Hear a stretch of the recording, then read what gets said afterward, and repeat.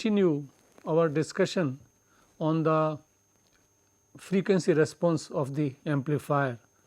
We have seen that there are 3 factors which may result in 3 different values of lower cutoff, but in the graph when we plot frequency versus gain, then we get actually just one lower cutoff, which is f1. Now, 3 factors may contribute to the lower cutoff. One arises from the first coupling capacitor at the input. The other cutoff may come from the second cutoff at the from the second capacitor at the output, and similarly bypass capacitor, which we use with Re to enhance the gain, that may also give the third cutoff. But as in the plot we get only one value f1. So, which of these 3 f1, f1 prime, f1 double prime we have to consider?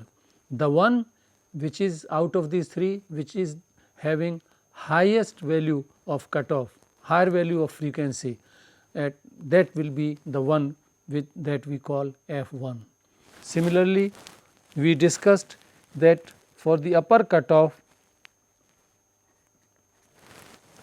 for the upper cutoff, the coupling capacitors and bypass capacitors are not responsible, they have no role to play. Beyond these frequencies, they behave like a short. So, why the gain falls at higher frequencies, and as said in the beginning that this fall occurs because of the contributions of junction capacitances. Now, junction capacitances, we have seen that the analysis will require the use of Miller's theorem. Miller's theorem is the one which we use to reduce the impedance whose one end is connected at input and other end connected at the output to its equivalent value at the input terminals and the equivalent value at the output terminals. These are given by Miller's theorem, and we have seen that for example, the junction capacitance between collector and base, that is the situation suitable for the application of the Miller's theorem. And so, at the input the Miller equivalent of this capacitance is multiplied by the gain, and gain is quite high. We are talking about, for example, for common emitter amplifier in which the gain is 100, 80, 200. So, a small capacitance gets magnified to 200 times or 100 times, 150 times, and it is responsible to give you the upper cutoff. So, this is one capacitance. Similarly, at the output there is the effective equivalent capacitance from by using Miller's theorem we get, that may give another cutoff. And third cutoff we were talking that comes because the current gain beta, which is the ratio of IC, the collector current, output current, to input current, that is base current, and this falls at very high frequencies, and this fall we can express in terms of the value f t, which is the gain at which the frequency at which the gain falls to unity, which is provided by the manufacturer. And out of these 3, whichever has the lowest of the upper cutoff, that is the frequency f 2 here that we get in the plot. So, having said this, now we should see how multi-stage amplifiers will behave. So, we take next the multi-stage.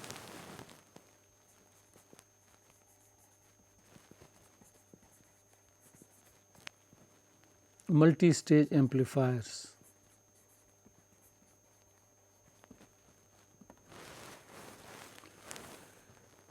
We have been considering so far single stage amplifiers, that means one transistor with its biasing network and coupling networks that forms a single stage amplifier. The gain of the single stage amplifier may not be sufficient for many applications, whether the application includes a running of a motor or some other equipment, that may not be sufficient. In practice, actually single stage amplifiers are having less use. Multi-stage amplifiers are used. What is multi-stage amplifier? A amplifier in which more than one stage, it may be 2, 3, 4, they may be identical or different type of stages, they are joined together, they are connected normally in series, and so this is also known as cascade amplifier.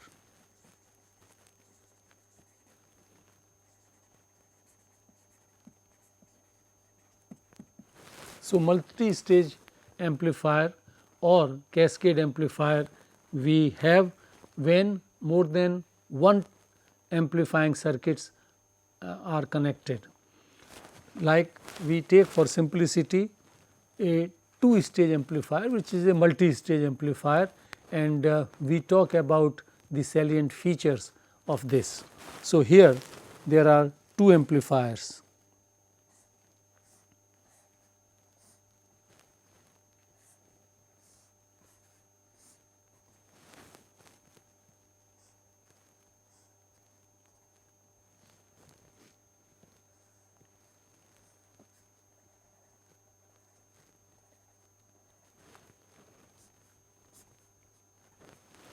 This is amplifier 1,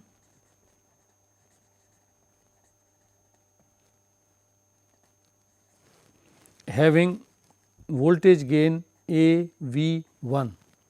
This is amplifier 2, having gain A V 2. This is the input, and this is the net output V out.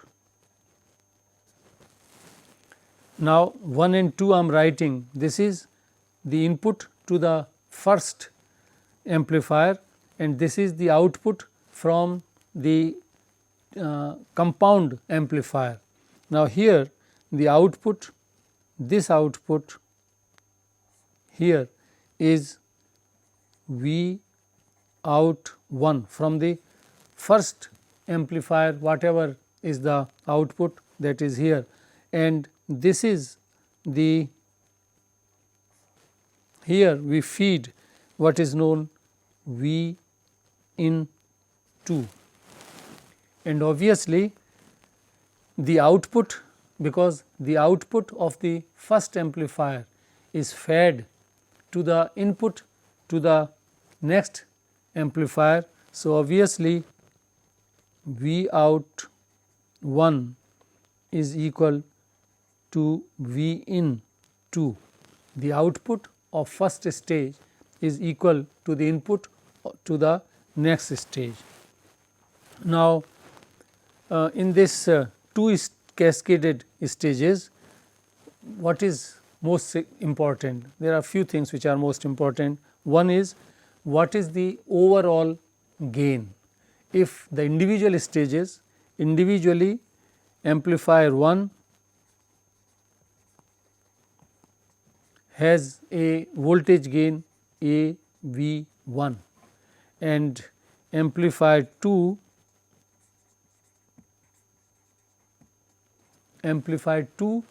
has a voltage gain A V 2.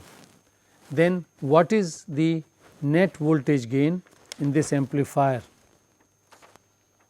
This is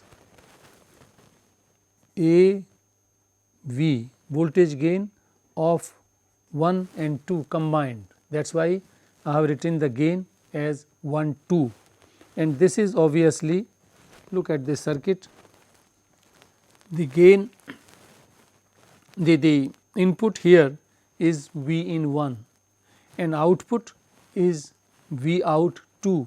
So, obviously, the gain is output voltage to the input voltage. So, here it is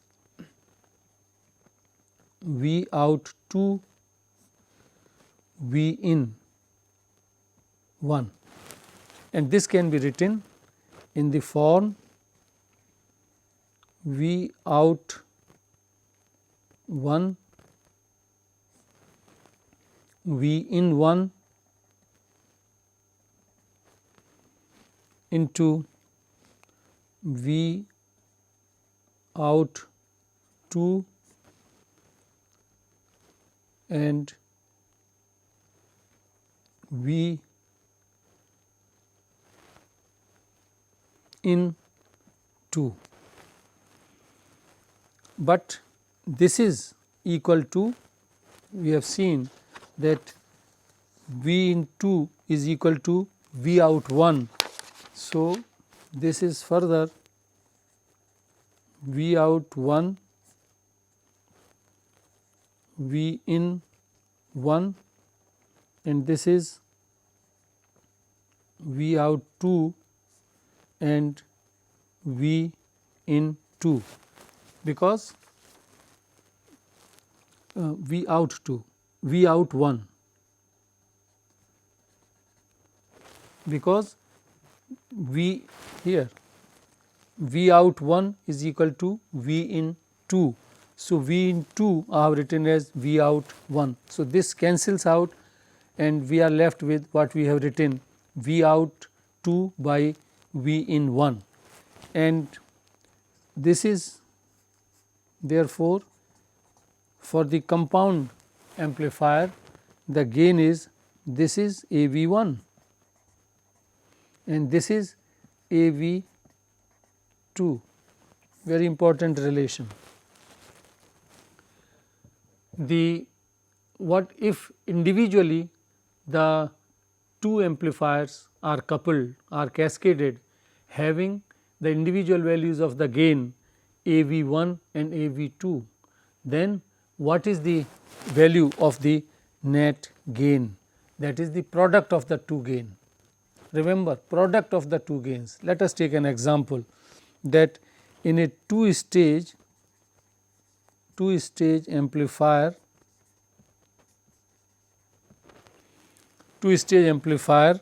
let A B 1 be equal to 20 and A V 2 be equal to 30.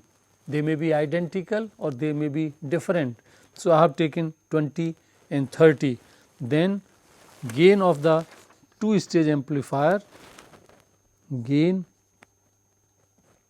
of two stage, that is multi stage amplifier, that is the product of the two. So, 20 into 30, this is 600, it is the product.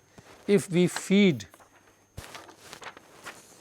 here 1 millivolt, this will appear at the output of 600 millivolts if the gains of individual stages are 20 and 30. So, it is a big gain. Now, we have talked about decibel scale, dB scale. When gains are expressed in dBs, then for multi-stage amplifier, the dBs are additive, because dB is a log scale. So, the product becomes a addition in logarithmic algebra. So, therefore, we can write, when we talk of voltage gains, then in dBs we can express 20 log 10 V out 2 V in 1, and this is equal to 20 log base 10, and here V out I am writing in brief VO 1, V in I 1 into V out 2 and V in 2, and this can be written as 20 log base 10 AV1 into AV2, which is A12, that is gain of the multi-stage amplifier. In dVs, this is AV1 in dVs plus AV2 in dVs, additive. And we are for simplicity considering only 2 stages. Actually there can be many stages. So, for example, if 3 amplifiers having gain of 20 dV each, then for 3 stages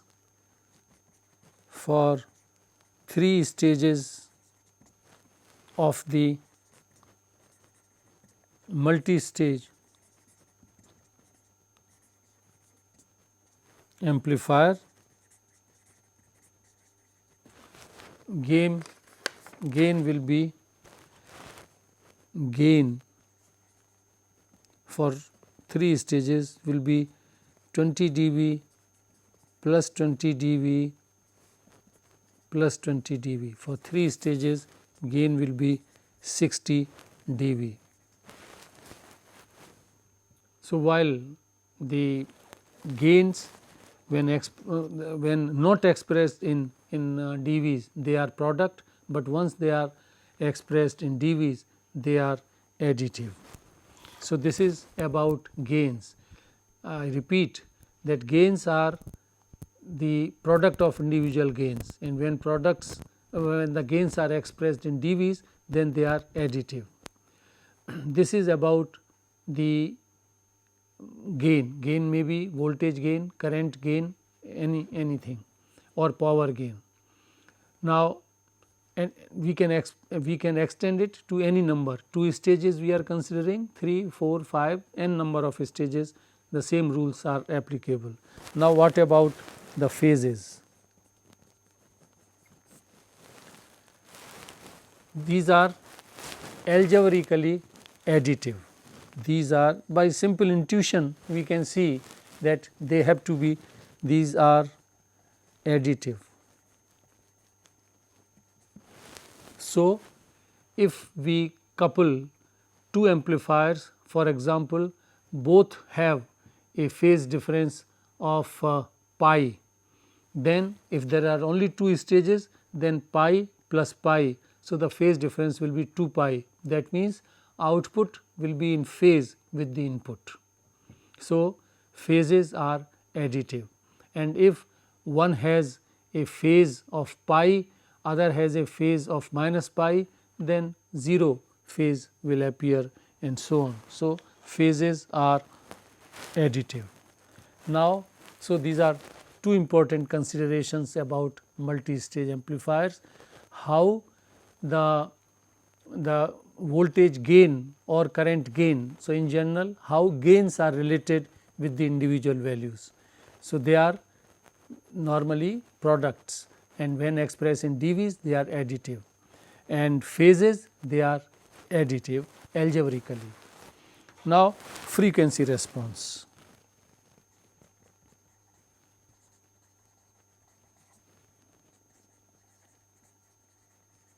Frequency response of multi-stage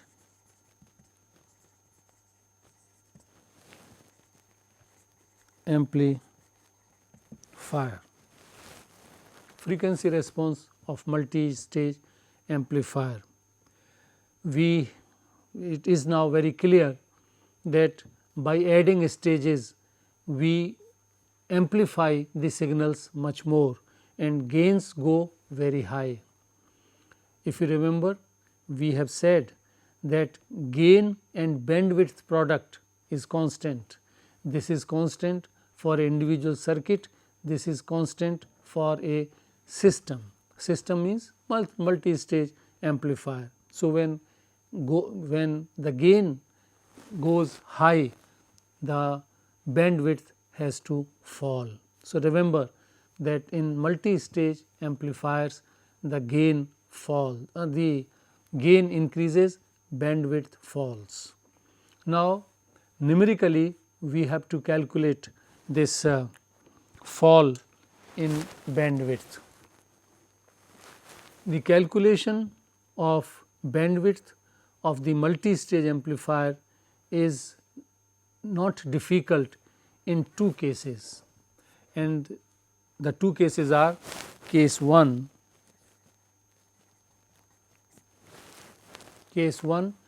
when stages which have identical lower cutoff and upper cutoff, when they are coupled, when they form the cascade amplifier, the multi-stage amplifier, then the calculation is simple. And I repeat what I am saying. Suppose we connect two amplifiers, they have identical lower cutoff and or identical out of the upper cutoff, then it is very easy to calculate the cutoff lower as well as for upper for the multi-stage amplifier, and the expressions are. So, the case 1 is stages having same closely equal lower and or upper cutoff frequencies. If for example, lower cutoff is the same, uppers they are different, then this calculation in case 1 what we are talking will be valid only for the upper for the lower cutoff which are identical, and if only upper is identical, then the rule which I am just putting here, that will be applicable to the upper cutoff, and if both are identical, then these both expressions can be used. So, if n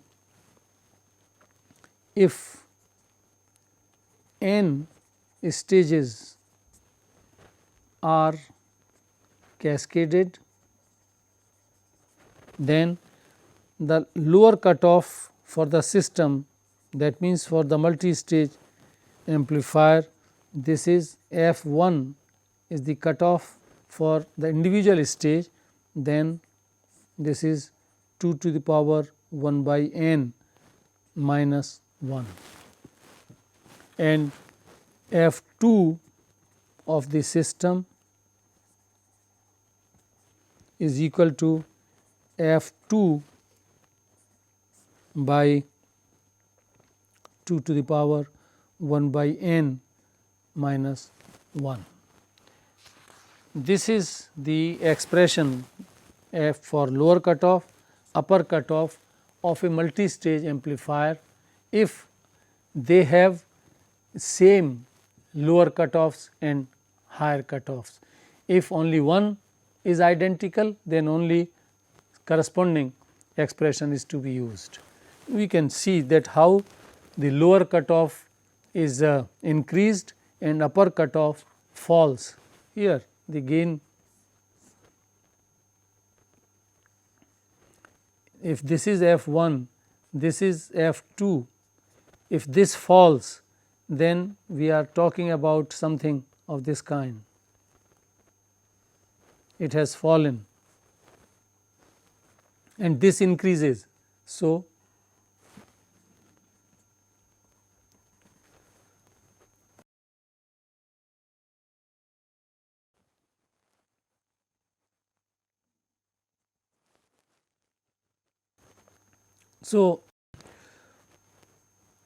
earlier bandwidth was this one,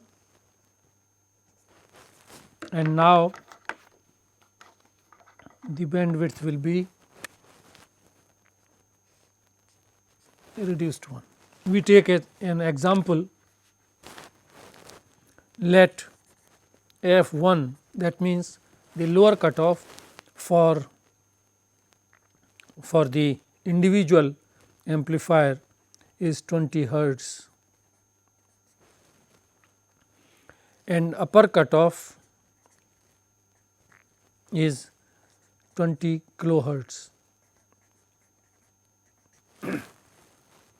The bandwidth is f2 minus f1, which is 20 kilohertz minus 20 hertz.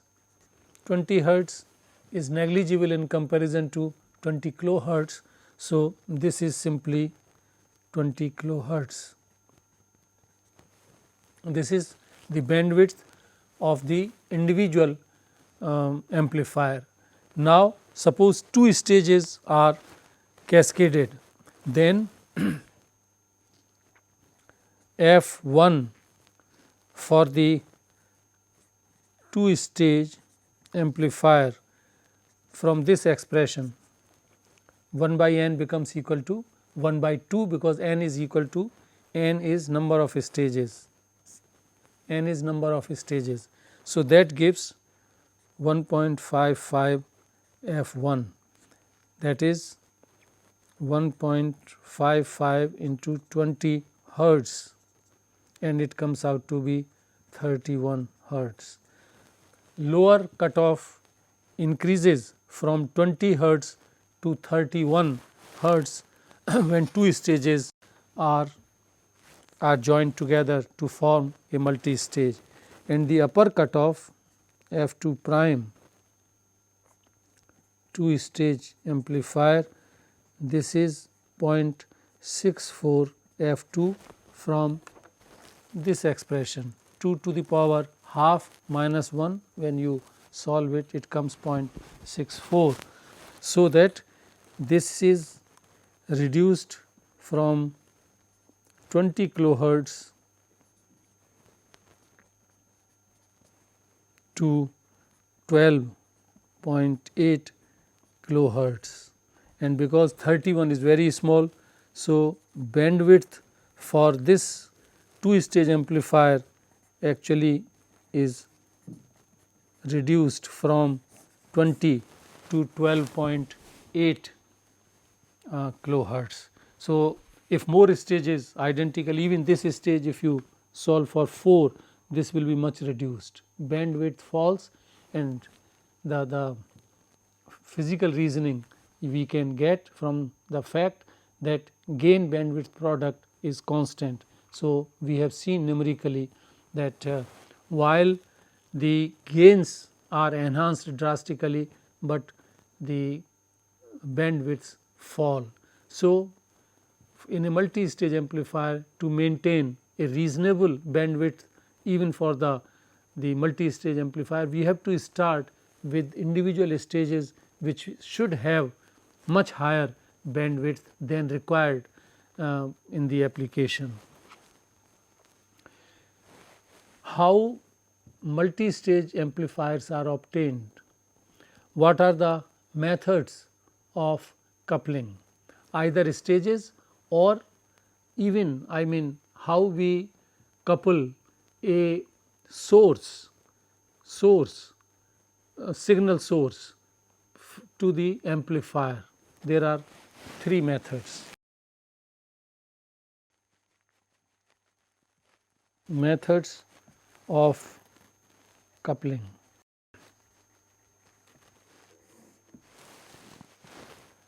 Methods of coupling. There are three methods. One is RC coupling, other is direct coupling,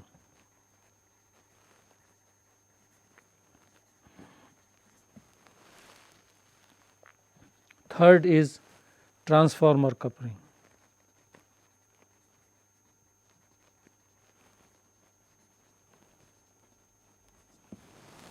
these are the three methods which can be used to couple either various stages of amplifiers, or at the input the source can be coupled to the amplifier by any of these three methods, and similarly at the final stage the load can be a loudspeaker, a printing machine, or some other gadget that can be the power can be coupled by any of these three methods. We discuss one by one. RC coupled, this is what we have been discussing, the lower cutoff, upper cutoff we have said, and that was the RC coupled amplifier, when we take a source here and we source resistance RS, and this was the capacitor, and we have derived the expressions also for it, that was RC coupling. RC coupling is very widely used because it is most convenient, it is integrable, but only difficulty is, as we have seen in our studies, that it puts a restriction on the lowest frequencies which can be amplified. The graph for a RC coupled amplifier, gain versus frequency goes like this. So, this is the lower cutoff. So, for example, 0 frequency DC signals cannot be coupled by RC coupling, the signal will not go to the next stage.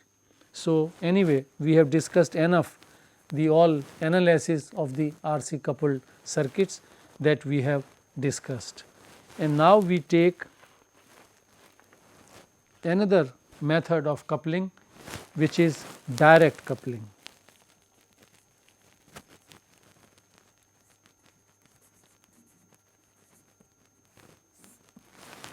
In direct coupling, the signal is coupled, just it is connected by a conductor. For example, in direct coupling, if this is the signal source or the previous stage, it is just coupled to the base of the next. Direct coupling, there is no capacitor involved in it. This is also quite in recent years, say last 20 or 25 years, this coupling has found big applications, and for example, in operational amplifiers, op amps, which we are going to study in details in later modules. So, op amps, most of the op amps make use of direct coupling. There I said, if you remember, that op amp is a multi-stage amplifier, and there are several stages which are directly coupled. So, there will not be any restriction on the lower cutoff when this is connected directly, even if it is a DC signal, it will be able to propagate, to couple. So, the response for direct coupled will have no cutoff, lower cutoff, no, but upper cutoff, for which this is gain, this is frequency, there is no lower cutoff, we start from 0 frequency, still the gain will be there, and the upper cutoff falls, if you remember, because of the junction capacitances, and whether we are using a bipolar transistor or a FET, this is always there. So, this cutoff will be there, this will be there. So, in direct coupling, in ICs and in operational amplifier is also in IC form. So, integrated circuits and op amps etc., they make use of direct coupling. So, while the biggest advantage, there are two advantages, there is no need of capacitor. So, capacitor formation in IC will not be required. Other thing is, there is no limit on the lower frequency, right from DC to higher frequencies you can couple. Of course, the higher fall at very high frequencies beyond mid band, the cutoff will be there, and that is because of the junction capacitances. Now, there is one disadvantage with the direct coupling, that the disadvantages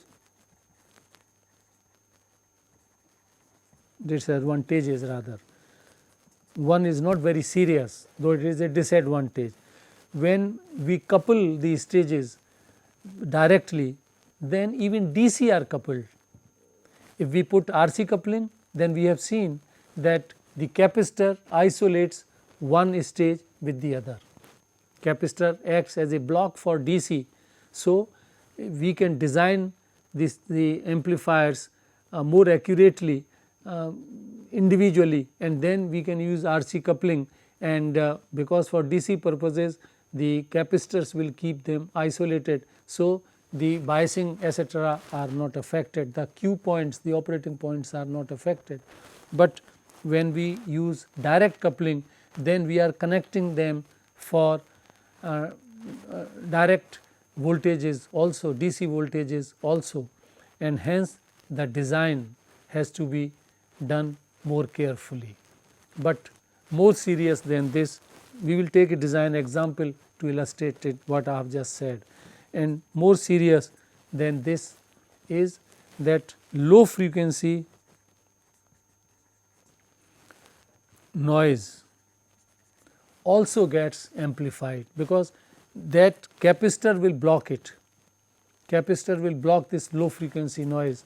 Here in direct coupling there is no blockage, there is no restriction on the frequency. So, even noises will propagate through the amplifier and they will be amplified. Now, this problem can be taken care of by taking more advanced circuits like differential amplifiers, where we can filter out these noises by a different mechanism that we will see when we talk of differential and operational amplifiers.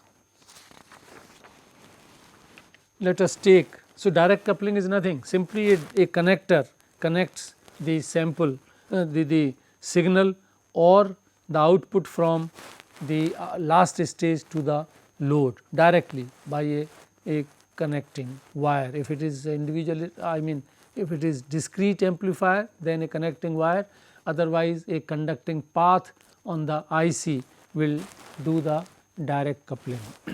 We take a design example. Let us consider this circuit. This is a direct coupled two stage amplifier.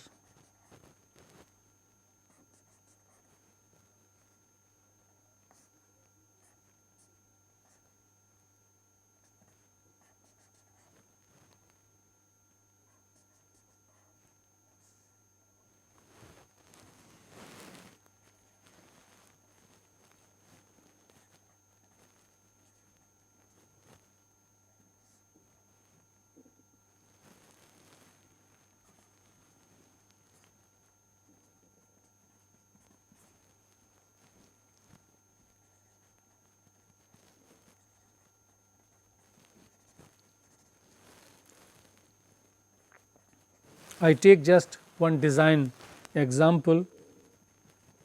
This is plus 12 volts and there are two transistors which are directly coupled, and let us say that base of transistor Q1 initially is at plus 2.1 volts, that is 2.1 volt is available here, and these resistances are given. This is 700 ohms and this is 3.3 kilo ohms.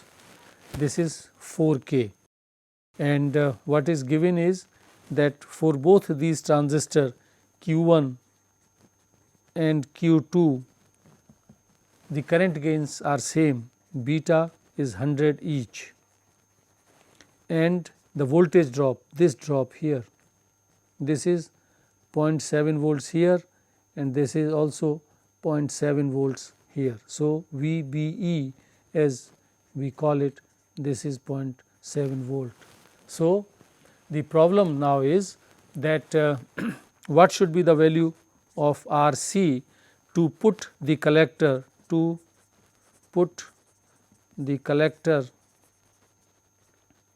at plus 5 volts.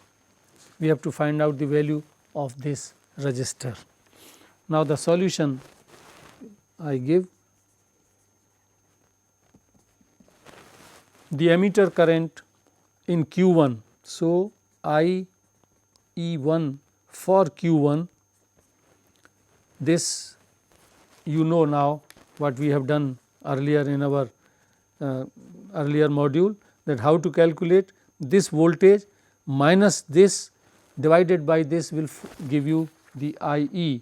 So, IE1 of Q1 is VBB minus VBE divided by RE1, and this is 2.1 volts minus 0.7 volts by 700 ohms, and this gives 2 milliampere. And so, this 2 milliampere IC and I, they are the same. IC always in transistor, bipolar transistor analysis is equal to IE. So, 2 millimeters flows through here, then we know how much will be at what voltage base of Q2 will be. And let us put this point A here. What is point A? That is the same, the potential here will be the same as the collector of Q1 or base of Q2. So, here VA will be simply Kirchhoff's voltage law you apply, 12 volts here, this is connected to 12 volts and 2 milliampere current is flowing. So, obviously 4K into 2 milliampere current is flowing through that. So, this is 8, and so this is 12 minus 8 is equal to 4 volts. So, the potential here is 4 volts. 4 volts, now we proceed in the same way here. Out of 4 volts, 0.7 volt drops across this junction, which I write the I2 IE2, this is for Q2, this will be equal to 4 volts minus 0.7 volts divided by RE. So, 4 volts minus 0.7 volts divided by RE is 3.3 K, and this is also 3.3 volts. So, 3.3 volts divided by 3.3 K gives 1 milliampere, 1 milliampere current. This is same as IC2 here. This current is flowing through this resistor. With this we have to find out, and again we apply, remembering that this is to be maintained at 5 volts. Then RC we can find out like this, that 12 volts, out of that 5 volt is the requirement that the collector should be at 5 volts. And what is the drop here? IC into RC. So, plus RC into IC, and IC we have found out to be 1 milliampere, and from here we can find RC, and that comes out to be 12 minus 5 volts divided by IE, which is 7 volts, 1 milliampere. So, this is 7 kilo ohms. So, we have to use a resistance of 7 kilo ohms to get the voltage at 5 volts. So, this is the design principle I have illustrated through this example. Now, one of the very popular direct coupled multi-stage circuit is what is known as Darlington pair. Darlington pair is a two stage amplifier where two transistors are actually directly coupled. The circuit is this.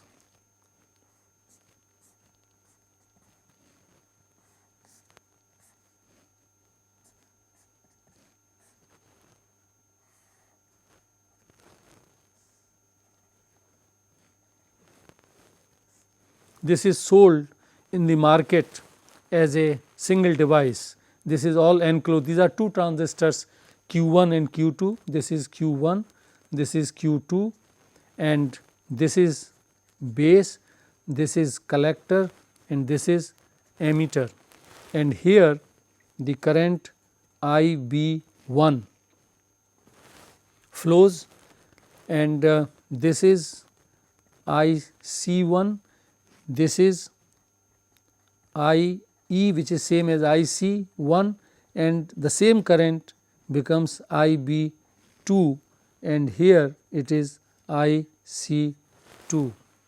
As I said, this is enclosed as in a single packaging, and the three leads like a transistor, they are available. And what is the use of why we are doing this? Voltage gain we have seen. Now, this is the example of current gain, that if the current gain for Q1 is beta 1 and current gain for 2 is beta 2, then for this Darlington pair the current gain beta will be the product of the 2, and this we can very simply see that what will be if the input current is IB1, what will be this current IC1, you know it is beta 1 times IB1, and IB1, this is IB2 is same as IC1. This current is the same as this current, and this current is going on. So, IB2 is equal to IC1, and then IC2 is beta 2 times IB2, and IB2 is simply IB2 is same as here, this is same as IB2, this we substitute in this. So, IC2 becomes beta 1 beta 2 into IB1, and what is the current gain? The current overall current gain beta, which is the ratio of output current to input current. Now, for the collective composite direct coupled amplifier, output current is IC2, input current is IB1, and from here we find that this is the beta 1 into beta 2. This is a very useful connection, because from a single transistor many times the current gain is not very high, it is 100, 200, maximum 300-400, but this is the product. If we couple this way, we form a Darlington pair out of the two transistors, then gain will be very high. As an example, let beta 1 be 50 and beta 2 be 60, then for the compound this Darlington pair, the current gain will be equal to 50 into 60, which is 3000. Darlington pair which has been formed with two transistors individually having current gain of 50 and 60, when they form a Darlington pair, then the current gain available will be 3000. This has wide applications. It is formed even in integrated circuits, and otherwise also in discrete circuits Darlington pair is widely used. Darlington pair is actually, in reality, these are two emitter followers,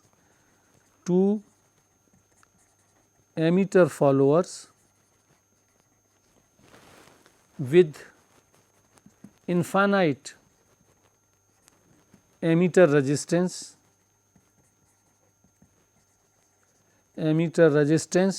with first transistor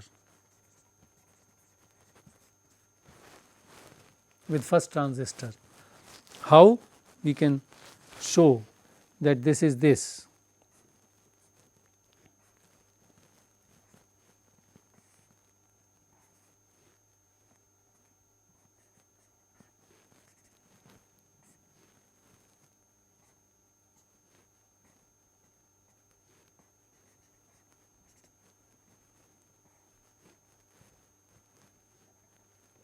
For AC purposes we ground this, otherwise it will be a biasing we will have to provide, and this is what we said, this RE1 is infinitely high and this is the load, this is emitter follower, we are connecting the output from emitter to the next stage, and at the next stage this is Q1, this is Q2, we are taking the output here and we are giving input here with respect to ground, of course, here also with respect to ground the output is taken, and this is RL.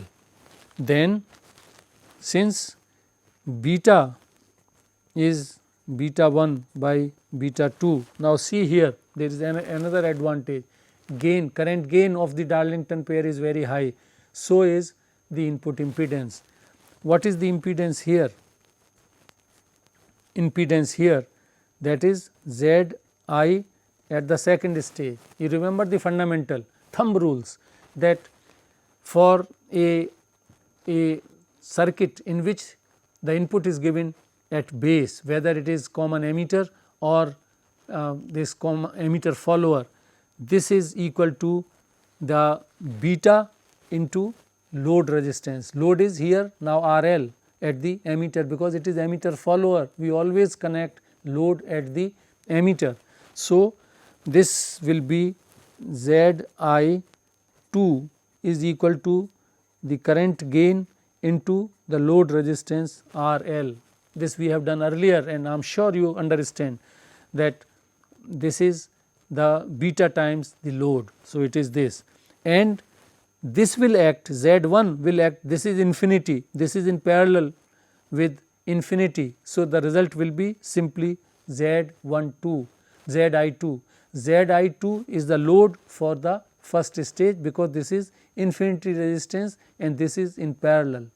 So, the input impedance at the first stage here, this is equal to the beta of it, beta times the input impedance seen here, which is beta 2 RL, very high input impedance, very high input impedance, beta 1 into beta 2 into RL. In the above example, if RL is 1 kilohertz and this collective beta, which is the product of the two, is 3000. So, from 1 kilohertz it will show a input impedance of 3 megahertz, 3 megahertz, very high impedance. So, sometimes Darlington pairs are used to achieve very high degree, very high magnitudes of input impedance. So, we talked about the RC coupling in details, and the response of a RC coupled amplifier was like this. This is gain versus frequency, and these two cutoff frequencies we defined. In direct coupling there is no limit on this lower cutoff, and hence the frequency response of that direct coupled amplifier is like this, where the upper cutoff of course will be here, but lower cutoff is 0, this is gain. And now, so this is the direct coupling, and the special case of direct coupling we talked Darlington pair, which is the direct coupled 2 stage transistor and which is sold as a unit. Now finally, very briefly, because we have to talk about transformer, the third coupling, transformer coupling. Transformer coupling is very rarely used and there are few reasons for it. One reason is transformers are bulky, they are bulky, they cannot be integrated, not integrable, and their frequency response in general is poor, and to have a high frequency response the transformer becomes very expensive. So, for frequency response poor, for these three reasons transformer coupling is not used, but few applications still are reserved. For example, often now how the transformer coupling, for example, this is the final stage where this is the primary is connected to the collector, and here directly a load like a speaker is connected. This is transformer coupling, this is transformer and it is used if you open your radio sets, transistor sets, then the speaker you may find connected to a transformer. So, this is transformer coupling in which it can take large currents and hence large signals can be passed through the transformer, and without, and DC will be checked, no DC will propagate in the transformer. So, that is the advantage, but these three disadvantages, they restrict the use of transformer coupling, and it is very bulky, they are having much weight as compared to other parts and not integrable. Transformers cannot be integrated like capacitor can be integrated, transistors are of course integrable, and frequency response in general is poor. So, that finishes our module 4.